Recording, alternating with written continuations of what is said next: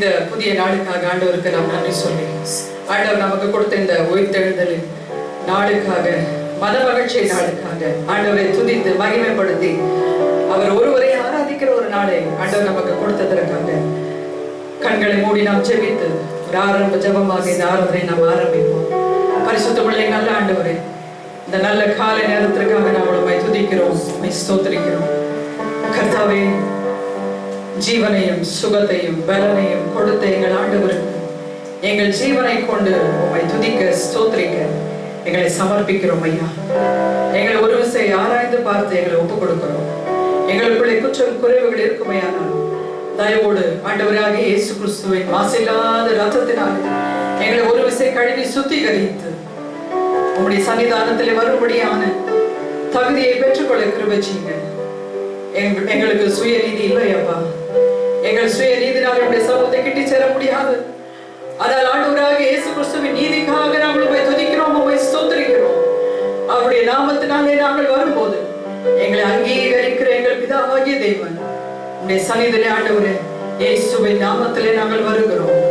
எங்களை ஏற்றுக்கொள்ளும், எங்களை தலைமட்டுமாக தாழ்த்துகிறோம்.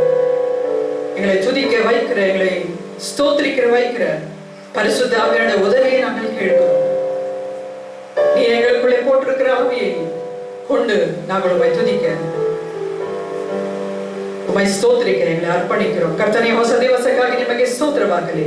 ನಮ್ಮನ್ನು ಸಮರ್ಪಿಸುತ್ತೇವೆ. ನಮ್ಮನ್ನು ಪರಿಶುದ್ಧಗೊಳಿಸಿ ಈ ಆರಾಧನೆಗೆ ನಮ್ಮನ್ನು ಯೋಗ್ಯರಾಗಿ ಬದಲಾಯಿಸಿಕೊಳ್ಳಬೇಕಾಗಿ ನಾವು ಕೇಳುತ್ತೇವೆ.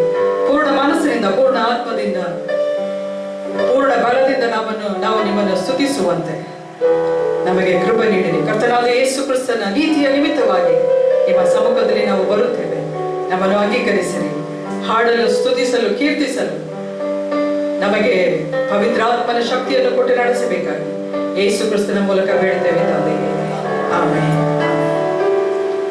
முதல் பாடலாக அல்லேலூயா கர்த்தரையே ஏகமாய் துதியுங்கள் என்ற பாடலை பாடி கர்த்தரை நாம் மகிமைப்படுத்துவோம். ஹalleluya, praise you master, hallelujah.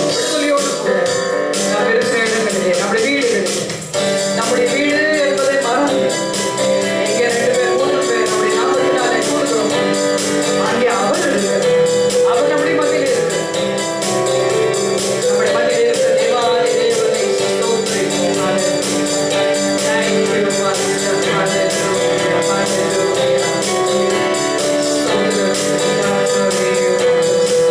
Hallelujah.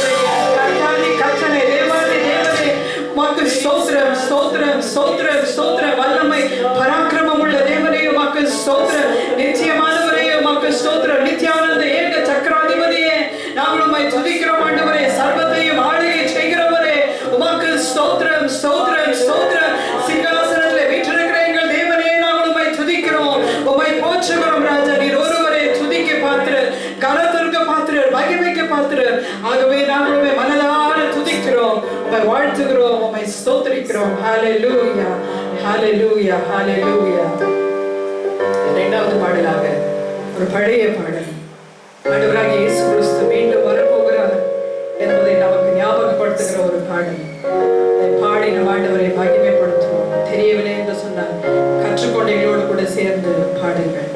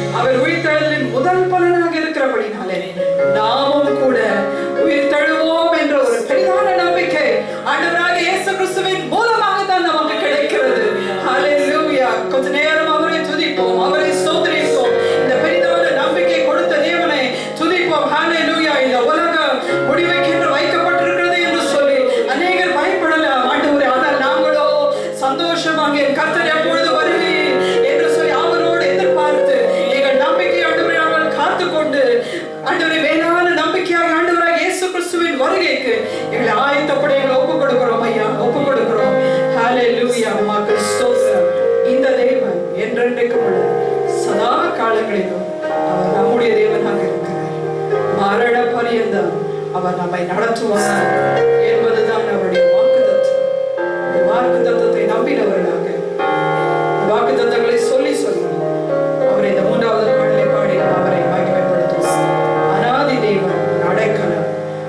நித்திய புயல்கள் ஆதாரம். ஆமென். ஹல்லேலூயா.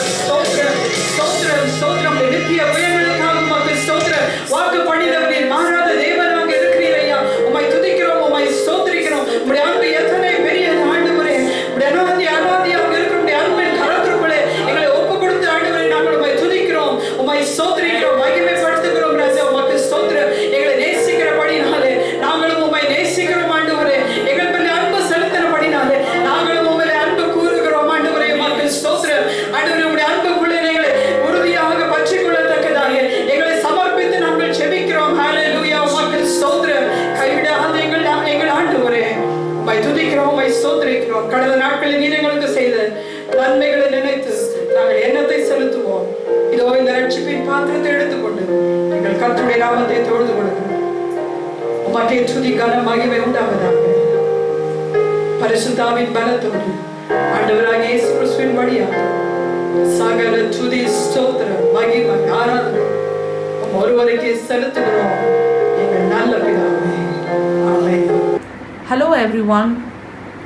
God-fearing, a person with an amazing faith in God, and a person who knows to solve all her problems sitting at the feet of God. These are just a few things that I can say about today's speaker, Mrs. Charlotte Kingdas.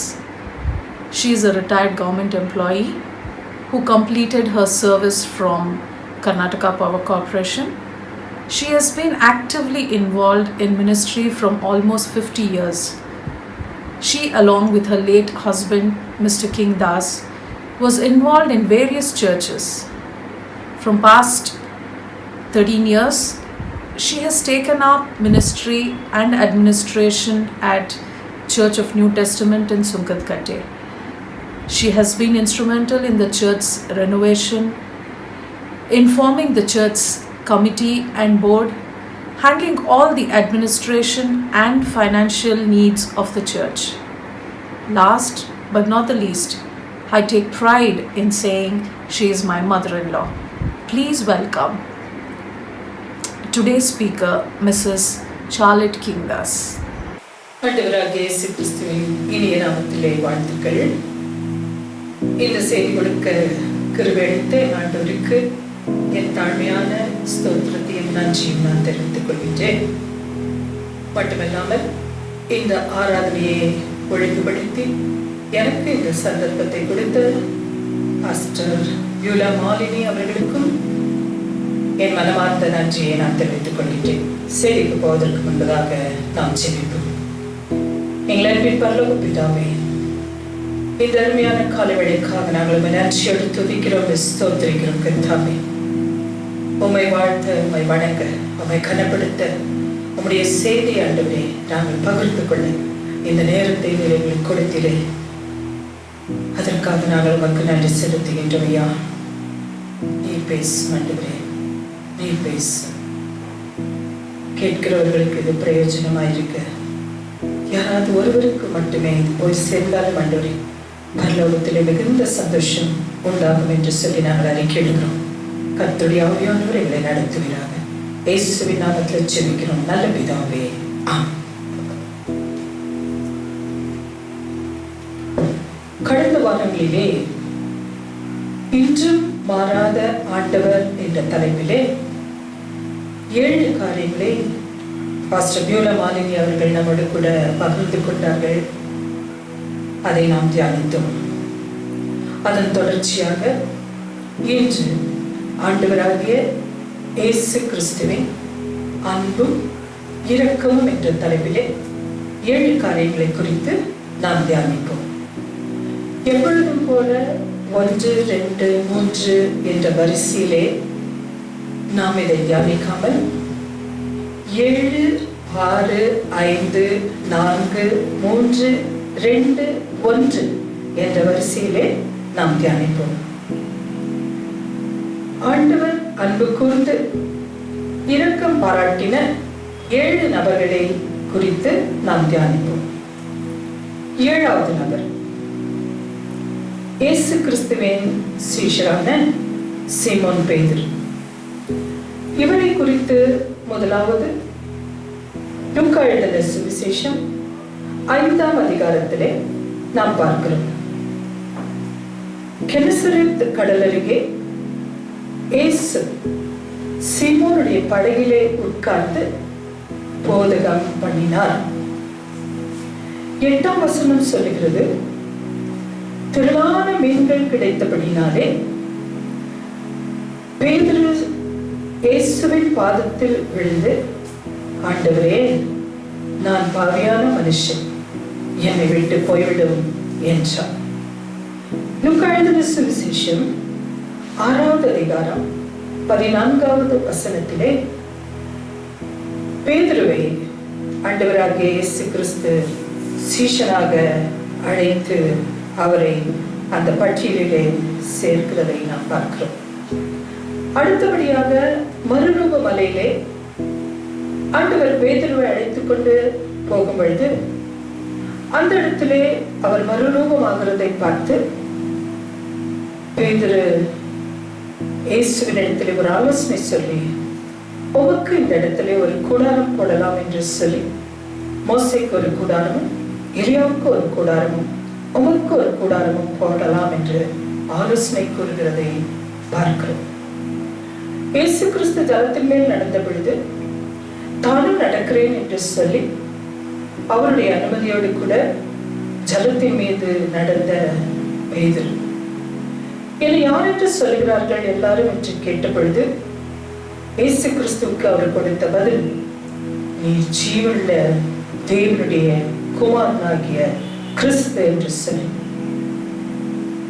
இயேசு தான் காட்டிக் கொடுக்கப்படும் போது சீஷர்கள் எல்லாரும் அவர் நிமித்தமாக இடர்கள் அடைவார்கள் என்று அவர்களிடத்திலே சொன்ன பொழுது பேதுரு சொல்லுகிறார், ஒரு காலம் நான் இடர்கள் அடைய மாட்டேன் என்று சொல்லி.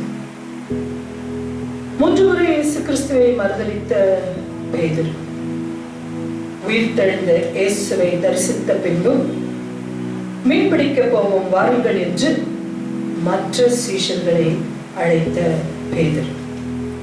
இப்படி அநேக இடங்களிலே பேதுருவை குறித்து நாம் வேதத்திலே வாசிக்கின்றவர்களாக இருப்போம். கர்த்தர் எல்லாவற்றையும் ஒவ்வொன்றாக கவனித்து அவரை குறித்து அவர் ஒருபோதும் அவரிடத்திலே குறை கண்டுபிடிக்க முடியாமல் கடைசியாக பேதுருவை பார்த்து யோவான் எழுதின சுவிசேஷம் 21ஆம் அதிகாரம் 15 முதல் 17 வரை நாம் வாசிக்கும் பொழுது, நீ என்னிலே அன்பாயிருக்கிறாயா என்று மிகுந்த தீனமான குரலிலே கேட்கிறார். 3 முறை மறுதலித்த பேதுருவை 3 முறை கர்த்தர் பார்த்து, என் ஆடுகளை வைப்பாயாக, என் ஆட்டுக்குட்டிகளை வைப்பாயாக என்று சொல்லி பேதுருவோடு கூட பேசுகிறார்.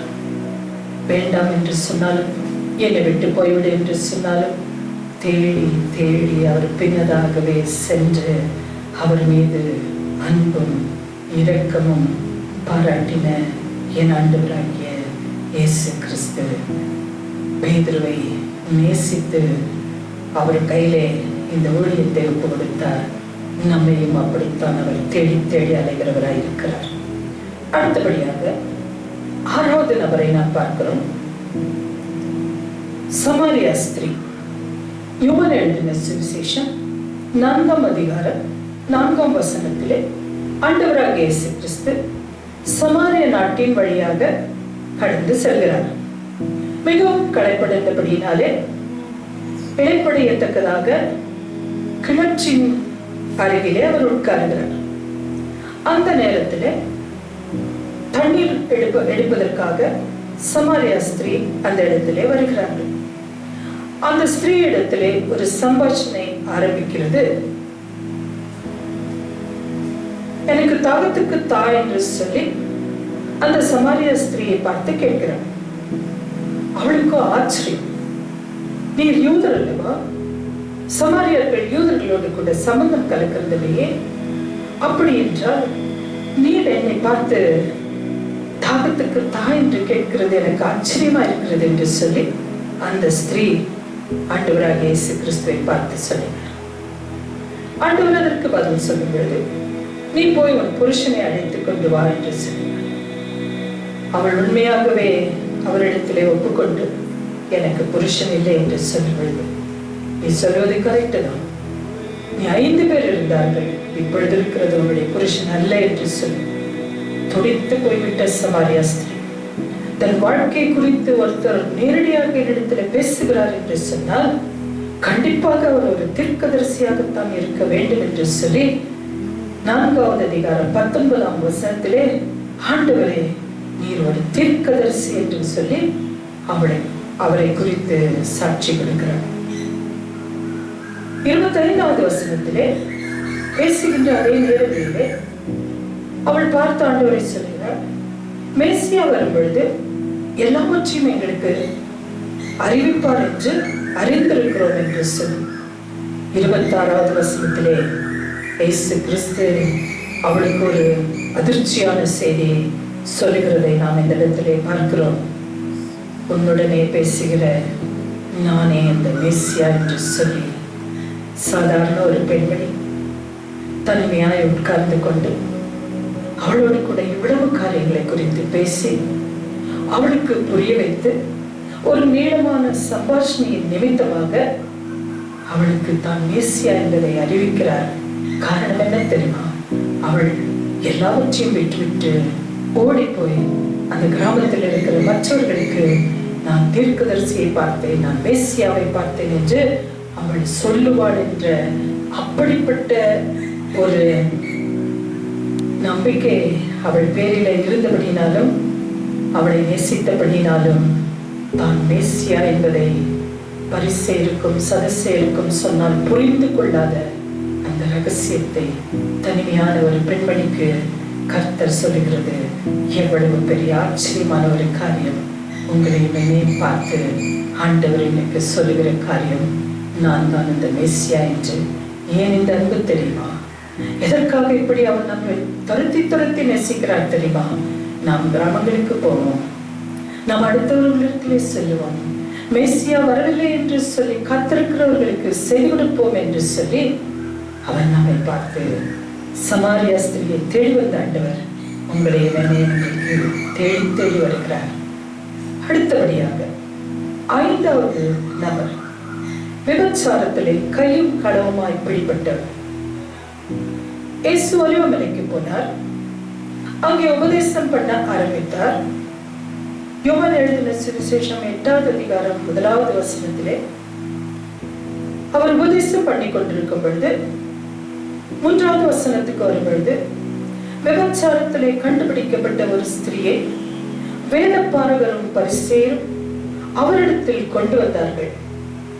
அவர்கள் சொல்லுகிறார், மோசே நியாயப்பிரமாணத்திலே ஒரு விபச்சார ஸ்திரியை கண்டுபிடித்தால் அவளை கல்லெறிந்து கொள்ள வேண்டும் என்று சொல்லி நீர் என்ன சொல்கிறீர் என்று கேள்வி கேட்கிறார்கள். அவர் பதில் ஒன்றும் சொல்லவில்லை. அவர் பதில் சொல்லாமல் இருந்தபடினாலே அவர்கள் அவரை விடாமல் கேட்டுக்கொண்டிருந்தார்கள்.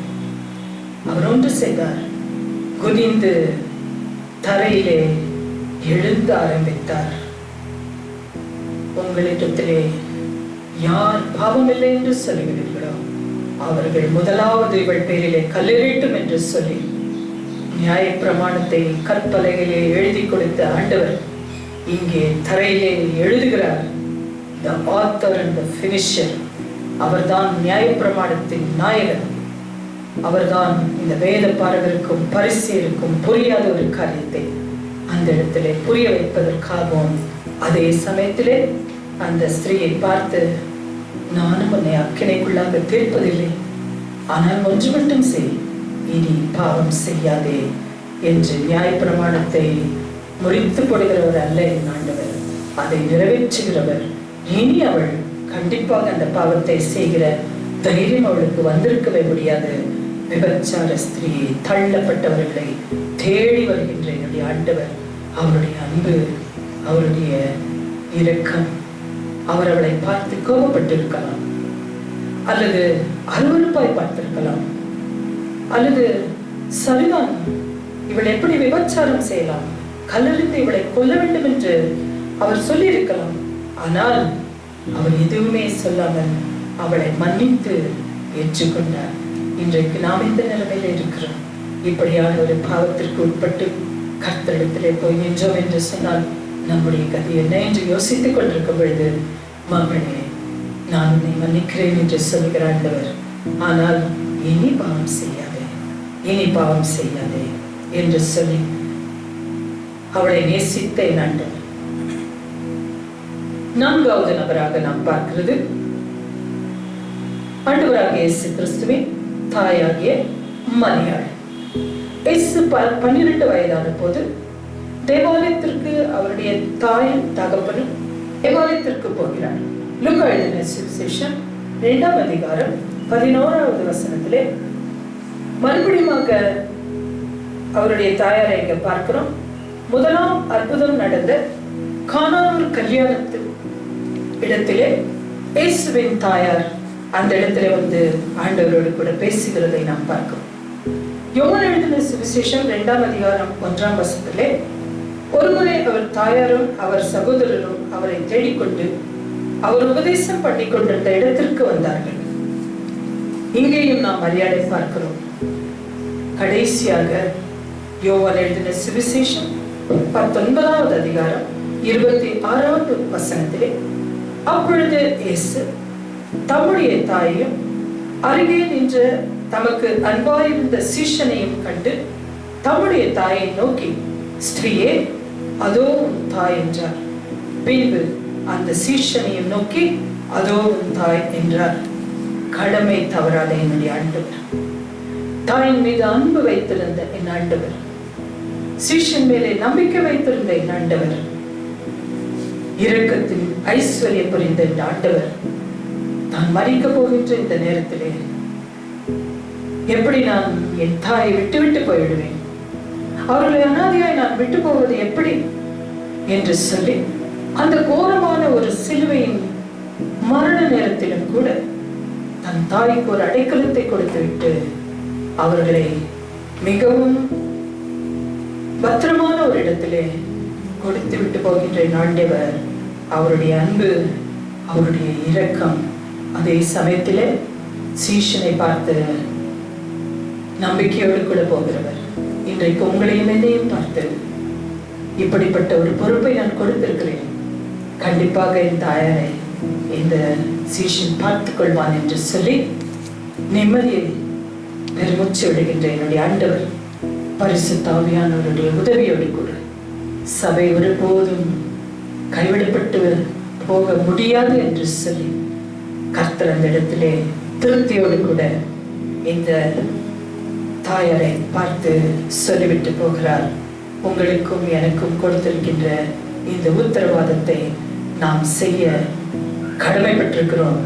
என் ஆண்டவர் நம் மீது இவ்வளவாய் அன்பு கூறுகிறார். அன்பு எதிர்பார்க்கும், it demands.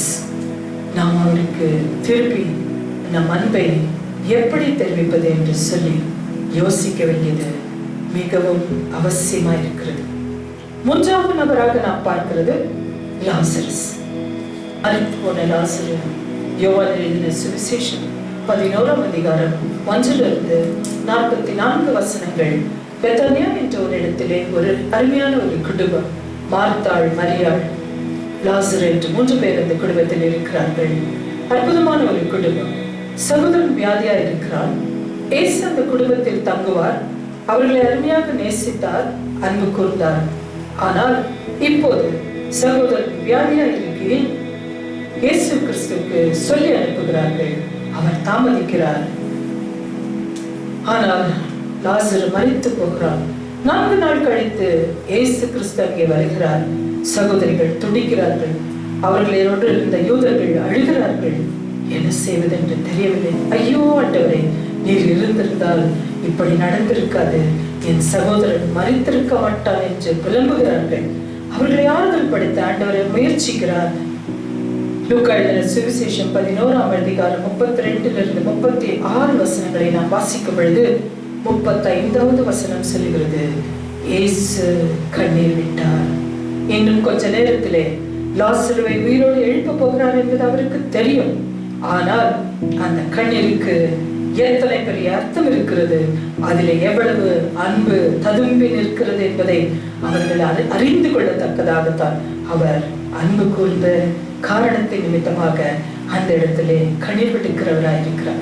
எத்தனை நேரம் நாமும் கூட என் கண்ணீர் ஆண்டவருக்கு தெரியவில்லையே, நான் இவ்வளவு பாடுபடுகிறேன் அவருக்கு தெரியவில்லையே என்று சொல்லி நாம் கண்ணீரோடு கூட சேர்ந்து அவருடைய கண்ணீரும் கலந்துத்தான் ஓடுகிறது என்பதை நிச்சயமாக அறிந்து கொள்ள இந்த சந்தர்ப்பங்களை நமக்கு அவர் தெரியப்படுத்தி கொண்டிருக்கிறார்.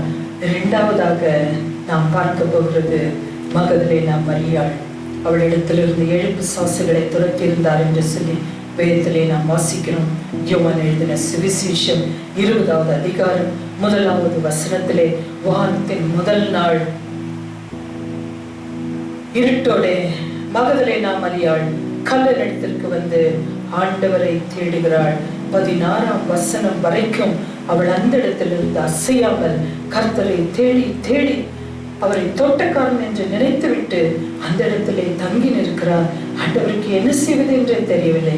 எப்படியாவது தன்னை அவளுக்கு வெளிப்படுத்த வேண்டும் என்று நினைக்கிறார். அவளோ புரிந்து கொள்ள முடியவில்லை. ஒரு பக்கம் இருட்டு, மறுபக்கம் கண்ணீர். அவளுடைய வேதனைக்கு ஒரு முற்றுப்புள்ளி வைக்க முடியாத ஒரு சூழ்நிலையிலே ஆண்டவர் அவரை பார்த்து மரியாளே என்று கூப்பிடும் பொழுது அவளுக்கு சர்வமும் அடங்கி விடுகிறது. அவள் திரும்பி பார்த்து ரபூனி என்கிறாள். அதற்கு போதகரே என்று அர்த்தமாம். எவ்வளவு பெரிய அன்பு! ஆண்டவரை தேடுகின்ற நேரங்கள் நமக்கு வாழ்க்கையில வருகிறது. ஐயோ, அவர் இங்கே இல்லையே, என் கூட இல்லாமலே போய்விட்டாரா என்று சொல்லி அவர் பக்கத்தில் தான் இருக்கிறார். நாம் தான் அவரை தோட்டக்காரன் என்று நினைத்து விடுகிறோம். அவர் வேறு வழி இல்லாமல் நம்மை பெயரிட்டு கூப்பிடும் பொழுது நாமும் கூட ஆண்டவரே என்று சொல்லி கதறுகின்றவர்களாக இருக்கிறோம். எத்தனை பெரிய அன்பு! முதலாக உயிர்த்தெழுந்த ஆண்டவர் மரியாளை சந்தித்து, காரணம் என்ன தெரியுமா? அவளுக்கு இந்த செய்தி சொன்னாள். அவள் நம்புவாள். அவள் தான் ரபூனி என்பதை அறிந்து கொள்வாள். சீஷர்களிடத்திலே போய் சொல்வாள். அங்கிருந்து உலகமெங்கும் என் ஆண்டவராகிய இயேசு கிறிஸ்து உயிர்த்தெழுந்தார் என்ற செய்தி போகும் என்று சொல்லி உங்களையும் என்னையும் நம்பிதான் ஆண்டவர் இந்த ஊழியத்தை நமக்கு கொடுத்திருக்கிறது. மட்டுமில்லாமல் நம்மை பெயர் சொல்லி அழைத்திருக்கிறார். கடைசியாக நாம் பார்க்கும் பொழுது முதலாவது நபர் யார்? இந்த முதலாவது நபர் அது நீங்கள் தான். It is you. நீங்கள், நான். அதைதான் இந்த இடத்திலே நாம் தியானிக்கின்றவர்களாக இருக்கிறோம். ஒரு மெசேஜில் நான் இப்படியாக பார்த்தேன். இந்தியாவை சேர்ந்த 7 நபர்களால் உலகத்தை காப்பாற்ற முடியும். அவர்கள் ஒருவேளை மறித்திருக்கலாம் அல்லது உயிரோடு இருக்கலாம். 7வது நபர் நம்முடைய பிரதமராகிய நரேந்திர மோடி அவர்கள். 6வது நபராகிய கூகுள் CEO ஆயிருக்கின்ற சுந்தரம் பிச்சை அவர்கள். இப்படியாக அவர்கள் சொல்லிக்கொண்டே வருகிறார்கள். நேரு ஃபேமிலி, இந்திரா காந்தி, பிறகு ராஜீவ் காந்தி, அதுக்கப்புறம் மகாத்மா காந்தி, இப்படி மதர் தெரேசா என்று 7, 6, 5, 4, 3, 2 சிலர் மரித்து விட்டார்கள், சிலர் உயிரோடு இருக்கிறார்கள். ஆனால் இந்தியாவில் இருந்து ஒரு நபர் உலகத்தை காப்பாற்ற முடியும் என்று சொன்னால் அது நீதான் என்று சொல்லி, யூ ஆர் த ஒன். இந்த உலகத்தை கைவிட்டப்பட்ட நிலையிலே இன்றைக்கு இருக்கும் பொழுது இந்த உலகத்தை காப்பாற்றுவதற்கு கர்த்தர் உங்களை தான் தேடுகிறார். அவர் என்னை தான் தேடுகிறார். அந்த முதலாவது நபர் நான் தான். என்னை உபயோகி ஆண்டவரே என்று சொல்லி நம்மை தேடி தேடி திரிகின்ற ஆண்டவராக இருக்கிறார். எவ்வளவு துரோகம், எவ்வளவு பின்வாங்குதல், எவ்வளவு பின்மாற்றம், எவ்வளவு முறுமுறுப்பு, எவ்வளவு மறுதளிப்பு. ஆனாலும் கூட கர்த்தர் நம்மை தேடி தேடி தேடி அன்றைய தினத்திலே ஆதியாகமம் 3ஆம் அதிகாரம் 9வது வசனத்திலே நாம் பார்க்கும் பொழுது, ஆதாமே நீ எங்கே இருக்கிறாய் என்று சொல். பகலின் குளிர்ச்சியான வெளியிலே நடந்து வந்த ஆதாம் இன்றைக்கு இல்லாமலே போய்விட்டார். நம்ம எத்தனை பேர் இப்படி இருக்கிறோம்? எவ்வளவு முறை கூப்பிடுகிறார், எவ்வளவு முறை ஆலயத்திலே, எவ்வளவு முறை தேடி தேடி வருகிறார். எத்தனை வசனங்கள், எத்தனை வாக்கு தத்தங்கள். ஆனால் நாம் அவரை விட்டு தூரமாய் போகிறோம். அன்றைக்கு ஏதேன் தோட்டத்திலே எதிர்த்து கொண்டிருக்கின்ற ஆதாமே நீ எங்கே இருக்கிறாய் என்ற செய்தி சொல். இன்றைக்கு உங்களையும் என்னையும் பார்த்து அதே கேள்வியை கேட்கிறார். இப்ராஹிமே, நான் உன்னை எப்படி ஒப்பு கொடுப்பேன்? உங்கள் பெயர் எந்த இடத்திலே போடும்? என்னை ஆண்டவரே, உன்னை தான் கூப்பிடுகிறேன். நீதான் என்னை விட்டு தூரம் போகிறார். நீ எவ்வளவு தூரம் போனாலும் நான் உன்னை விட மாட்டேன். உன்னை தேடி தேடி துரத்தி துரத்தி உன் மேல் அன்பு கூர்ந்து நான் உன்னை நேசிக்கிறேன் என்பதை நான் சொல்லிக்கொண்டே இருப்பேன். நம்முடைய ரெஸ்பான்ஸ் என்ன? கர்த்தரிடத்திலே நாம் சொல்லுமா, ஆண்டவரே நீர் என்னை நேசிப்பதை போல நான் ஒரு வேளை உண்மை நேசிக்காமல் இருக்கலாம், ஆனால் என்னை நேசிக்கிற உண்மை நான் நேசிக்க எனக்கு உதவி செய்ய மாட்டேன். நான் எதை விட்டாலும் விடுவேன், தவிர உண்மை மட்டுமே நான் விட முடியாது. நீர் தான் எனக்கு எல்லாமே. என்னுடைய சொத்து, என்னுடைய சுகம், என்னுடைய ஆசை, என் அபிலாஷைகள், நான் எதிர்பார்க்கிறது எல்லாம் நீர்தான் என்று சொல்லி நம்மை ஒப்பு கொடுத்து கர்த்தருடைய சமூகத்திலே நம்மை தாழ்த்தும், ஜெபிப்போம். எங்கள் அன்பின் பரலோக பிதாவே, அருமையான இந்த வார்த்தைகளுக்காக நமக்கு நன்றி. எங்களை தேடி தேடி ஆண்டவரே, எங்களை நேசிக்கின்ற ஆண்டவர், உங்களுடைய பாதபடியிலே எங்களை சமர்ப்பிக்கின்றோம் ராஜா. நாங்கள் உங்களை விட்டு தூரம் போகாதபடிக்கு நாங்கள் உங்களுடைய கருத்தை பிடித்து கொண்டால் ஆண்டவரே நாங்கள் விட்டுவிடுவோம். நீர் எங்களை கருத்தை பிடித்தாலும் நீர் எங்களை விட மாட்டீர் ஆண்டவரே. எங்களை முற்றிலுமாக தாழ்த்தி உடைய கருத்திலே கொடுக்கிறோம். இது ஒரு ஆண்டவரே பெருமைக்காகவோ அல்லது ஒரு செய்தி கொடுக்க வேண்டும் என்ற எமோஷனல் பிளாக்மெயிலுக்காகவோ அல்ல ஆண்டவரே. உண்மையான அன்போடு கூட உண்மை நேசிக்க எங்களுக்கு அருள் புரியும். எங்களை தாழ்த்துகிறோம் ராஜா. இயேசுவின் நாமத்தில் ஜெபிக்கிறோம் நல்ல பிதாவே, ஆமென். ಪ್ರಿಯ ದೇವಜನರೇ, ಇದುವರೆಗೂ ನಮ್ಮ ಅಕ್ಕ ಚಾರ್ಲೆಟ್ ಜಪಮಣಿ ಅವರು ನಿಮ್ಮೊಂದಿಗೆ ಕರ್ತನ ವಾಕ್ಯವನ್ನು ಹಂಚಿಕೊಂಡಿದ್ದಾರೆ. ಆ ವಾಕ್ಯದ ಸಾರಾಂಶವನ್ನು ನಿಮಗೆ ಕನ್ನಡದಲ್ಲಿ ನಾನು ತಿಳಿಸಲು ಬಯಸುತ್ತೇನೆ. ದೇವರು ಪ್ರೀತಿಮಯನಾದ ದೇವರು. ಆತನು ನಮಗೆ ಕಳುಹಿಸಿಕೊಟ್ಟ ಆತನ ಮಗನಾದ ಯೇಸು ಕ್ರಿಸ್ತನು ಪ್ರೀತಿ ಸ್ವರೂಪನಾಗಿದ್ದಾನೆ. ಇಂದು ಸಹ ಆತನು ನಮ್ಮನ್ನು ಪ್ರೀತಿಸುವವನಾಗಿದ್ದಾನೆ. ಆತನ ಲೋಕದಲ್ಲಿ ಇದ್ದಾಗ ಹೇಗೆಲ್ಲ ತಮ್ಮ ಪ್ರೀತಿಯನ್ನು ಜನರಿಗೆ ವ್ಯಕ್ತಪಡಿಸಿದ ಎಂದು ಹೇಳಿ ನಾವು ಸತ್ಯವೇದದಲ್ಲಿ ನೋಡುತ್ತೇವೆ. ಅದರಲ್ಲಿ ಕೆಲವರ ಕುರಿತು ಅವರು ತೆಗೆದು ಹೇಳಿದರು. 7 ಜನರ ಬಗ್ಗೆ ಅವರು ತಿಳಿಸಿದರು. ಆ 7ನೇ ವ್ಯಕ್ತಿಯಿಂದ ನಾವು ನೋಡುವಾಗ 7ನೇ ವ್ಯಕ್ತಿ ಸೀಮೋನ್ ಪೇತ್ರ, ಕರ್ತನಾದ ಯೇಸು ಕ್ರಿಸ್ತನ ಶಿಷ್ಯರಾಗಿದ್ದವರು. ಅವರು ತಮ್ಮ ಜೀವನದಲ್ಲಿ ಯೇಸು ಕ್ರಿಸ್ತನನ್ನು ಹಿಂಬಾಲಿಸುವಾಗ ಬಹಳ ಚಟುವಟಿಕೆಯಿಂದ ಉಲ್ಲಾಸದಿಂದ ಅನೇಕ ಕಾರ್ಯಗಳಲ್ಲಿ ಅವರು ಪಾಲ್ಗೊಂಡು ಬರುತ್ತಾ ಇದ್ದರು. ಕರ್ತನಾದ ಯೇಸು ಕ್ರಿಸ್ತನ ಕೊನೆಯ ದಿನಗಳಲ್ಲಿ ಅವರನ್ನು ಹಿಂಬಾಲಿಸದೆ 3 ಸಾರಿ ಅವರು ತಿರಸ್ಕರಿಸಿದರು ಎಂದು ಹೇಳಿ ನಾವು ವಾಕ್ಯದಲ್ಲಿ ನೋಡುತ್ತೇವೆ. ಆದರೆ ಅಂತಹ ಪೇತ್ರನನ್ನು ಕರ್ತನಾದ ಯೇಸು ಕ್ರಿಸ್ತನು ಹುಡುಕಿ ಬಂದು ಯೋಹಾನ 24:1 ಸೀಮೋನ್ ಪೇತ್ರನೇ, ನೀನು ನನ್ನನ್ನು ಪ್ರೀತಿಸುತ್ತೀಯ ಎಂದು ಹೇಳಿ ಕೇಳಿ ಅವರಿಗೆ 3 ಸಾರಿ ಆತನ ಕುರಿಗಳನ್ನು, ಆತನ ಕುರಿಮರಿಗಳನ್ನು ಕಾಯುವಂತಹ ದೊಡ್ಡ ಜವಾಬ್ದಾರಿಯನ್ನು ವಹಿಸಿದರು. ಅದೇ ಆತನ ಪ್ರೀತಿ, ಪ್ರೇಮ. ನಮ್ಮನ್ನು ಹುಡುಕಿ ಬಂದು ನಮಗೆ ಜವಾಬ್ದಾರಿಯನ್ನು ವಹಿಸುವ ದೇವರು. 6ನೆಯ ವ್ಯಕ್ತಿ ಸಮಾರ್ಯ ಹೆಂಗಸು. ಆಕೆಯು ಒಂದು ಪಾಪಿಯಾದ ಒಂದು ಹೆಂಗಸಾಗಿದ್ದಳು. ಆದರೆ ಆಕೆಯನ್ನು ಹುಡುಕಿ ಬಂದು ಅವಳ ಕುರಿತಾದ ವಿಷಯಗಳನ್ನೆಲ್ಲ ಅವಳ ಜೊತೆಗೆ ಮಾತನಾಡಿ ತಿಳಿಸಿ ತನ್ನ ಪ್ರೀತಿಯನ್ನು ವ್ಯಕ್ತಪಡಿಸಿ ನೀನೊಂದು ಪ್ರವಾದಿಯಾಗಿದ್ದಿ ಎಂದು ಹೇಳಿ ಆಕೆ ಅರಿಕೆ ಮಾಡಿ ನಂತರ ಈ ಪ್ರವಾದಿಯನ್ನು ಬಂದು ನೋಡುವಂತೆ ತನ್ನ ಊರಿನವರನ್ನೆಲ್ಲರನ್ನು ಕರೆದುಕೊಂಡು ಬಂದನು.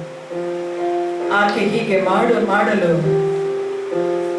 ಸಾಧ್ಯ ಎಂಬುದನ್ನು ತಿಳಿದ ಕರ್ತನಾದ ಯೇಸು ಕ್ರಿಸ್ತನು ಆ ಕಾರಣದಿಂದ ಅವಳನ್ನು ಹುಡುಕಿ ತನ್ನ ಪ್ರೀತಿಯ ಮುಖಾಂತರ ಅವಳನ್ನು ಸಂಧಿಸಿ ಅವಳ ಬಾಳನ್ನು ಬದಲಾಯಿಸಿ ತನ್ನ ಊರಿನಲ್ಲಿ ಒಂದು ದೊಡ್ಡ ಸಾಕ್ಷಿಯಾಗಿ ನಿಲ್ಲಿಸಿದ ಕರ್ತನಾದ ಯೇಸು ಕ್ರಿಸ್ತನ ಪ್ರೀತಿ. 5ನೆಯ ವ್ಯಕ್ತಿ ಪಾಪಿಯಾದ ಹೆಂಗಸು. ಪಾಪದಲ್ಲಿ ಸಿಕ್ಕಿದ್ದ ಆಕೆಯನ್ನು ಹಿಡಿದುಕೊಂಡು ಬಂದು ಕರ್ತನಾದ ಯೇಸು ಕ್ರಿಸ್ತನ ಮುಂದೆ ನಿಲ್ಲಿಸಿದಾಗ ಆತನ ಪಾದದಲ್ಲಿ ಬಿದ್ದು ತಾನು ಏನು ಮಾತನಾಡಲಿಲ್ಲ. ಎಲ್ಲರೂ ಅವಳನ್ನು ಕೊಲ್ಲಿಸಬೇಕೆಂದು ಹೇಳಿ ಕೂಗುತ್ತಾ ಇದ್ದರು. ಆದರೆ ಕರ್ತನಾದ ಯೇಸು ಕ್ರಿಸ್ತನ ಪ್ರೀತಿಯೋ ಅವಳ ಮೇಲೆ ಯಾವ ದೂರನ್ನು ಹೊರಿಸದ ಹಾಗೆ ಅವಳನ್ನು ಕ್ಷಮಿಸಲು ಆತನು ಚಿತ್ತನಾಗಿದ್ದನು. ಅದು ಮಾತ್ರವಲ್ಲದೆ, ಹೋಗು, ಇನ್ನು ಮುಂದೆ ಪಾಪ ಮಾಡಬೇಡ ಎಂದು ಆಜ್ಞಾಪಿಸಿ ಕಳುಹಿಸಿದನು ಎಂದು ಹೇಳಿ ನಾವು ನೋಡುತ್ತೇವೆ. ಕರ್ತನು ನಮ್ಮನ್ನು ಪ್ರೀತಿಸುವಾಗ ಆತನ ಆಜ್ಞೆಯನ್ನು ಕೊಟ್ಟು ನಮ್ಮನ್ನು ಕಳುಹಿಸುವವನಾಗಿದ್ದಾನೆ. 4ನೆಯ ಪಾತ್ರ ನಾವು ನೋಡುವಾಗ ಕರ್ತನಾದ ಯೇಸು ಕ್ರಿಸ್ತನ ತಾಯಿಯಾದ ಮರಿಯಳು. ಆಕೆಯನ್ನು ಹುಟ್ಟಿದ್ದಿಂದಲೇ ನೋಡಿದ್ದರಿಂದ 12ನೇ ವಯಸ್ಸಿನಲ್ಲಿಯೂ ಸಹ ಆಕೆ ತನ್ನನ್ನು ದೇವಾಲಯಕ್ಕೆ ಕರೆದುಕೊಂಡು ಹೋಗಿ ಬಂದ ಆ ಸಂಭವವನ್ನು ನಾವು ನೋಡುತ್ತೇವೆ. ಮತ್ತು ಆಕೆಯ ಜೊತೆಗೆ ಬಾಳಿ ಆ ಕೊನೆಯದಾಗಿ ಆ ಶಿಲುಬೆಯಲ್ಲಿಯೂ ಸಹ ಆಕೆಯನ್ನು ಪ್ರೀತಿಸಿದ್ದರಿಂದ ಆಕೆಯನ್ನು ಅನಾಥಳಾಗಿ ಬಿಡಬಾರದೆಂದು ಹೇಳಿ ತನ್ನ ಮೆಚ್ಚಿನ ಶಿಷ್ಯನ ಕೈಯಿನಲ್ಲಿ ಆ ಜವಾಬ್ದಾರಿಯನ್ನು ವಹಿಸಿಬಿಟ್ಟು ಆತನ ಪ್ರೀತಿಯನ್ನು ತನ್ನ ತಾಯಿಗೆ ವ್ಯಕ್ತಪಡಿಸಿದರು ಎಂದು ಹೇಳಿ ನಾವು ನೋಡುತ್ತೇವೆ. ಮೂರನೆಯ ವ್ಯಕ್ತಿ ಬೆಥಾನಿಯ ಸೀಮೆಗೆ ಸೇರಿದಂತಹ ಲಾಜರನು. ಆ ಕುಟುಂಬವನ್ನು ಹೆಚ್ಚಾಗಿ ಕರ್ತನು ಪ್ರೀತಿಸಿದನು. ಆ ಕುಟುಂಬದಲ್ಲಿದ್ದ ಅಕ್ಕ ತಂಗಿಯರಾದ ಮಾರ್ತಳು, ಮರಿಯಳು, ಲಾಜರನು. ಒಂದು ಸಮಯ ಲಾಜರನು ಕಾಯಿಲೆ ಆಗಿದ್ದನ್ನು ಕೇಳಿ ಆತನು ಬೆಥಾನ್ಯಗೆ ಹೋಗಲಿಲ್ಲ. ಆದರೆ ತಾನು ಮಾಡುವುದು ಏನೆಂಬುದನ್ನು ತಿಳಿದಿದ್ದ ಯೇಸು ಕ್ರಿಸ್ತನು ತಾಮಸವಾಗಿ ಹೋಗಿ, ಲಾಜರನು ಆಗಲೇ ಸತ್ತು 4 ದಿನಗಳಾಗಿತ್ತು. ಆಗ ಆತನ ಸಮಾಧಿಯ ಬಳಿಯಲ್ಲಿ ಹೋಗಿ ನಿಂತುಕೊಂಡರು. ಎಲ್ಲ ಯಹೂದ್ಯರು, ಅತ್ತರು, ಆ ಕುಟುಂಬದ 2 ಸಹೋದರಿಯರು ಅತ್ತರು ಅದನ್ನು ಕಂಡ ಯೇಸು ಕ್ರಿಸ್ತನು ತಾನು ಮಾಡುವ ಅದ್ಭುತವನ್ನು ತಿಳಿದಿದ್ದರೂ ಸಹ ಆತನು ಕಣ್ಣೀರು ಸುರಿಸಿದನು ಅಂತ ಹೇಳಿ ಕರ್ತನ ವಾಕ್ಯ ಹೇಳುತ್ತದೆ. ಯಾಕೆ? ಅಷ್ಟು ಮಾತ್ರ ಆತನು ಜನರನ್ನು ಪ್ರೀತಿಸುವ ದೇವರಾಗಿದ್ದಾನೆ. ಎರಡನೆಯ ವ್ಯಕ್ತಿ ಮಗದಲೇನ ಮರಿಯಳು. ಮಗದಲೇನ ಮರಿಯಳನ್ನು ಕರ್ತನು ಬಿಡಿಸಿ ಆತನನ್ನು ಹಿಂಬಾಲಿಸುವಂತೆ ಮಾಡಿದ್ದರಿಂದ ಆಕೆಯೂ ಸಹ ಬಹಳ ಪ್ರೀತಿಯಿಂದ ಆತನನ್ನು ಹಿಂಬಾಲಿಸಿದಳು ಎಂದು ಹೇಳಿ ನಾವು ನೋಡುತ್ತೇವೆ. ಮತ್ತು ಕರ್ತನಾದ ಯೇಸು ಕ್ರಿಸ್ತನು ಶಿಲುಬೆಯಲ್ಲಿ ತನ್ನ ಜೀವವನ್ನು ಕೊಟ್ಟು ಪುನಃ 3ನೇ ದಿನ ಮೃತ್ಯುಂಜಯನಾಗಿ ಎದ್ದ ಆ ಬೆಳಗಿನ ಜಾವದಲ್ಲಿ ಆತನು ಎದ್ದಿದ್ದಾನೆ ಎಂದು ತಿಳಿಯದಿದ್ದ ಮರಿಯಳು ಆ ಸಮಾಧಿಯ ಬಳಿಯಲ್ಲಿ ಹೋಗಿ ಕರ್ತನಾದ ಯೇಸು ಕ್ರಿಸ್ತನ ಶರೀರಕ್ಕೆ ಮರ್ಯಾದೆಯನ್ನು ಸಲ್ಲಿಸುವುದಕ್ಕೆ ಹೋದಾಗ ಆ ಸಮಾಧಿ ಖಾಲಿಯಾಗಿತ್ತು. ನನ್ನ ಪ್ರಭುವನ್ನು ಎಲ್ಲಿ ತೆಗೆದುಕೊಂಡು ಹೋಗಿದ್ದೀರಾ ಎಂದು ಹೇಳಿ ಅಲೆದಾಡಿ ಹುಡುಕುತ್ತಾ ಇದ್ದರು. ಆಕೆಯನ್ನು ಸಂಧಿಸಲು, ಆಕೆಯ ಪ್ರೀತಿಯನ್ನು ತಿಳಿದ ಕರ್ತನಾದ ಯೇಸು ಕ್ರಿಸ್ತನು ಆಕೆಯನ್ನು ಸಹ ಪ್ರೀತಿಸಿದ್ದರಿಂದ ಅವಳನ್ನು ಆ ಸಮಾಧಿಯ ಬಳಿಯಲ್ಲಿ ಹುಡುಕಿ ಬಂದಳು. ಅವಳು ಹೆಚ್ಚಿನ ವ್ಯಾಖ್ಯೆಯಿಂದಲೂ ಕಣ್ಣೀರಿನಿಂದಲೂ ತುಂಬಿದ್ದರಿಂದ ತನ್ನ ಮುಂದೆ ನಿಂತಿರುವುದು ಯೇಸು ಎಂದು ತಿಳಿಯದೆ ಹೋದಳು.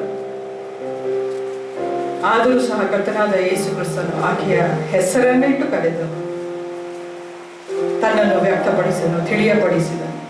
ಯೇಸು ಕ್ರಿಸ್ತನ ಪ್ರೀತಿ ನಮ್ಮ ಪರಿಸ್ಥಿತಿಯನ್ನು ತಿಳಿದು ನಮ್ಮ ಬಳಿಯಲ್ಲಿ ಬಂದು ನಮ್ಮ ಹೆಸರನ್ನು ಇಟ್ಟು ಕರೆದು ತನ್ನ ಪ್ರೀತಿಯನ್ನು ವ್ಯಕ್ತಪಡಿಸುವವನಾಗಿದೆ. 6 ಜನರ ಬಗ್ಗೆ ನಾವು ಸತ್ಯವೇದದಲ್ಲಿ ನೋಡಿದೆವು. ಈ ಮೊದಲನೆಯ ಸ್ಥಾನದಲ್ಲಿ ಇರುವುದು ಯಾರು ಎಂಬುದಾಗಿ ನೋಡುವಾಗ ಸಂದೇಶದಲ್ಲಿ ನಮ್ಮ ಅಕ್ಕನವರು ಹೇಳಿದ್ದು, ಆ ವ್ಯಕ್ತಿ ಬೇರೆ ಯಾರು ಅಲ್ಲ, ನೀವು ಮತ್ತು ನಾನು. ನಮ್ಮನ್ನು ಕರ್ತನು ಹೆಚ್ಚಾಗಿ ಪ್ರೀತಿಸುತ್ತಾನೆ. ಆತನು ನಮ್ಮನ್ನು ಪ್ರೀತಿಸುವುದರಿಂದ ತನ್ನ ಜೀವವನ್ನೇ ನಮಗೆ ಕೊಟ್ಟದ್ದು ಮಾತ್ರವಲ್ಲ, ನಮಗೋಸ್ಕರ ಜೀವಂತವಾಗಿ ಎದ್ದದ್ದು ಮಾತ್ರವಲ್ಲ, ಇಂದು ಸಹ ನಮ್ಮ ಪರಿಸ್ಥಿತಿಗಳಲ್ಲಿ ನಾವು ಯಾವುದೇ ಸನ್ನಿವೇಶದಲ್ಲಿ ಇರಬಹುದು, ಪಾಪಿಯಾದ ಹೆಂಗಸಿನ ಹಾಗೆ ಇರಬಹುದು, ಅಥವಾ ಹಿಂಜರಿದ ಪೇತ್ರನ ಹಾಗೆ ಇರಬಹುದು, ಎಲ್ಲ ಕಳೆದುಕೊಂಡು ಹೋದ ಪರಿಸ್ಥಿತಿಯಲ್ಲಿದ್ದ ಆ ಸಹೋದರಿಯರ ಹಾಗೆ ಇರಬಹುದು. ಆದರೂ ನಮ್ಮ ಪರಿಸ್ಥಿತಿಯನ್ನು ತಿಳಿದು ನಮ್ಮನ್ನು ಹುಡುಕಿ ಬಂದು ತಮ್ಮ ಪ್ರೀತಿಯನ್ನು ನಮಗೆ ವ್ಯಕ್ತಪಡಿಸಿದ್ದಾನೆ, ಇಂದು ವ್ಯಕ್ತಪಡಿಸುತ್ತಾ ಇದ್ದಾನೆ. ಆದ್ರಿಂದ ನಾವು ಈ ಲೋಕದಲ್ಲಿ ಜೀವಿಸುವಾಗ ಆತನ ಬಳಿಗೆ ಬರೋಣ, ಆತನ ಪ್ರೀತಿಯನ್ನು ಕಂಡುಕೊಳ್ಳೋಣ. ಆತನ ಪ್ರೀತಿಯನ್ನು ಕಂಡುಕೊಂಡವರಾದ ನಾವು ಕೆಲವು ಸರಿ ಪಾಪವನ್ನು ಮಾಡಿ ಒಂದು ವೇಳೆ ಹಿಂಜರಿದ ಒಂದು ಸಮಯದಲ್ಲಿ ಇದ್ದರೂ ಸಹ ಆತನ ಬಳಿಯಲ್ಲಿ ಪುನಃ ಬಂದು ಅರಿಕೆ ಮಾಡಿ ಆತನನ್ನು ಹಿಂಬಾಲಿಸುವುದಕ್ಕೆ ಒಂದು ಪ್ರತಿಜ್ಞೆಯನ್ನು ತೆಗೆದುಕೊಂಡು ಆತನನ್ನು ಪೂರ್ಣ ಮನಸ್ಸಿನಿಂದ, ಪೂರ್ಣ ಹೃದಯದಿಂದ ಆತನು ಪ್ರೀತಿಸುವ ಹಾಗೆ ನಾವು ಸಹ ಆತನನ್ನು ಪ್ರೀತಿಸೋಣ. ಕರ್ತನು ತಾನೇ ಈ ವಾಕ್ಯಗಳನ್ನು ನಮಗೆ ಆಶೀರ್ವದಿಸಿ ಕೊಡಲಿ. ಈಗ ನಾವು ಇರುವ ಮನೆಗಳಲ್ಲಿ ಎದ್ದು ನಿಂತುಕೊಳ್ಳೋಣ. ಕೊನೆಯದಾಗಿ ನಾವು ಕರ್ತನನ್ನು ಸ್ತುತಿಸಿ, ಮಹಿಮೆ ಪಡಿಸಿ, ಆರಾಧಿಸಿ, ಪ್ರಾರ್ಥನೆಯನ್ನು ಮಾಡಿ ಕರ್ತನ ಆಶೀರ್ವಾದಗಳನ್ನು ಪಡೆದುಕೊಳ್ಳೋಣ. Hallelujah, hallelujah, hallelujah, hallelujah, hallelujah, hallelujah. Praise you, Master. Praise you, Lord. Praise you, Master.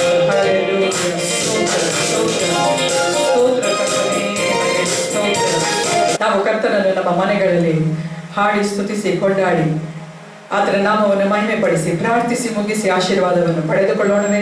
Hallelujah, hallelujah, hallelujah, hallelujah, hallelujah. ಸ್ತೋತ್ರ ಕರ್ತನೇ, ನಿಮಗೆ ಸ್ತೋತ್ರ. ನಿಮ್ಮ ವಾಕ್ಯಕ್ಕಾಗಿ ನಿಮಗೆ ಸ್ತೋತ್ರವಾಗಲಿ ಕರ್ತನೇ. ನಮ್ಮನ್ನು ಪ್ರೀತಿಸುವ ದೇವರೇ, ನಿಮಗೆ ಸ್ತೋತ್ರವಾಗಲಿ. ಇಂದು ಸಹ ನಿಮ್ಮ ಪ್ರೀತಿಯನ್ನು ನಮಗೆ ವ್ಯಕ್ತಪಡಿಸುವ ದೇವರು, ನಿಮಗೆ ಸ್ತೋತ್ರ, ಸ್ತೋತ್ರ, ಸ್ತೋತ್ರ, ಸ್ತೋತ್ರ.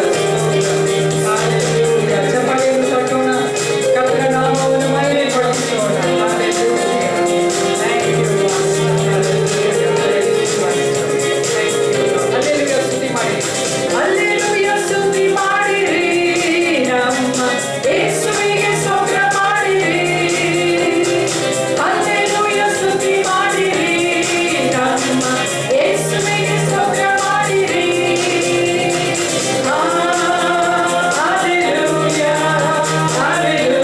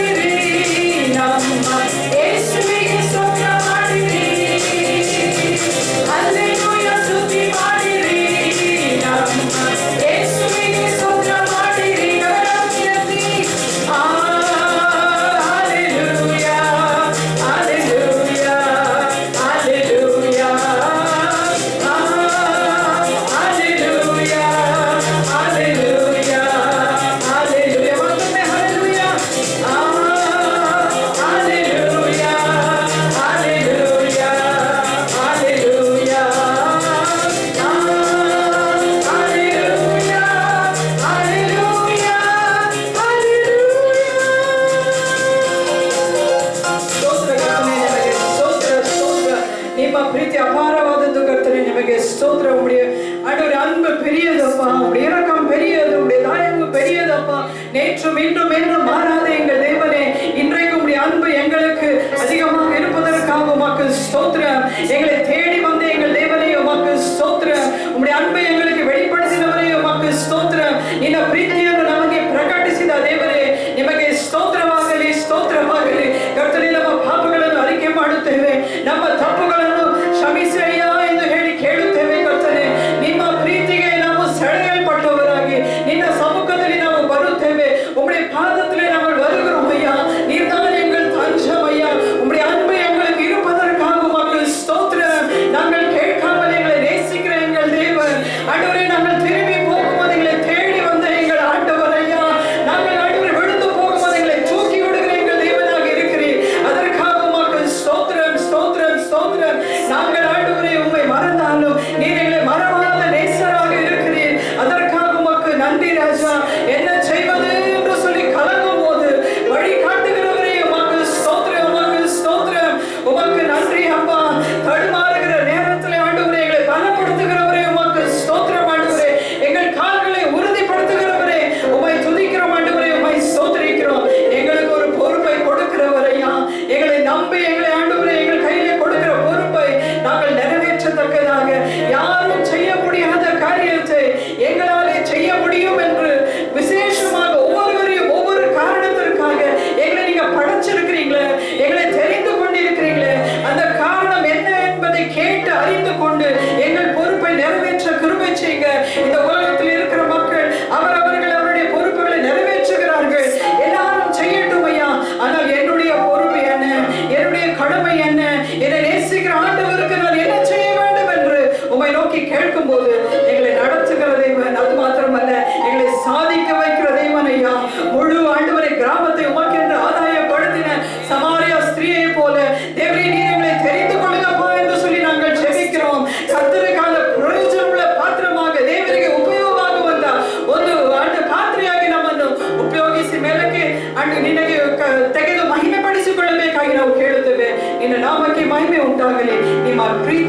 ಶರಣಾಗುತ್ತೇವೆ ಕರ್ತನೆ, ನಮ್ಮನ್ನು ಒಪ್ಪಿಸಿಕೊಡುತ್ತೇವೆ ಅಯ್ಯ. ಈ ಕರ್ತನ ಪ್ರೀತಿಯು ನಮ್ಮ ಹೃದಯದಲ್ಲಿ ಯಾವಾಗಲೂ ಉಕ್ಕುತ್ತಾ ಇರಲಿ ಅಂತ ಹೇಳಿ ಕೇಳುತ್ತೇವೆ ಸ್ವಾಮಿ. ಕರ್ತನೆ, ನಿಮಗೆ ಸ್ತೋತ್ರವಾಗಲಿ. ನಿಮ್ಮ ಕೃಪೆಯ ಹಸ್ತದಲ್ಲಿ ನಮ್ಮನ್ನು ಒಪ್ಪಿಸಿಕೊಡುತ್ತೇವೆ. ಈ ಒಂದು ವಾರವನ್ನು ನಮಗೆ ಕೊಟ್ಟಿದ್ದೀರಾ. ಈ ವಾರವೆಲ್ಲ ನಾವು ಏನು ಮಾಡಬೇಕೆಂಬುದನ್ನು ಹೆಜ್ಜೆ ಹೆಜ್ಜೆಯಾಗಿ ನಮಗೆ ದಾರಿ ತೋರಿಸಿ ನಡೆಸಲು ನಿಮ್ಮ ಪ್ರೀತಿಯ ಹಸ್ತದಲ್ಲಿ ನಮ್ಮನ್ನು ಸಮರ್ಪಿಸುತ್ತೇವೆ. கரங்களில் எங்களை ஒப்பு கொடுக்கிறோம். அன்பின் கரங்களில் எங்களை ஒப்பு கொடுக்கிறோம். நாள்தோறும் எங்களை நடக்கிற வழியில் எங்களை நீங்க நடத்துங்கப்பா. இயேசுவின் நாமத்தில் ஜெபிக்கிறோம் எங்கள் நல்ல பிதாவே. ஆமென். என் ஆத்துமாவே கர்த்தரை ஸ்தோத்திரி, என் முழு உள்ளமே அவருடைய பரிசுத்த நாமத்தை ஸ்தோத்திரி. என் ஆத்துமாவே கர்த்தரை ஸ்தோத்திரி, கர்த்தர் செய்த சகல உபகாரங்களையும் மறவாதே. ஆமென். ஆண்டவராகிய இயேசு கிறிஸ்துவுடைய கிருபையும் பிதாவாகிய தேவனுடைய அன்பும் பரிசுத்த ஆவியாருடைய அந்யோன்ய ஐக்கியம், சந்தோஷம், சமாதானம், வழி நடத்துதல் இன்றும் என்றும் சதா காலங்களிலும் நம்மோடு கூட இருப்பதாக. ஆமென்.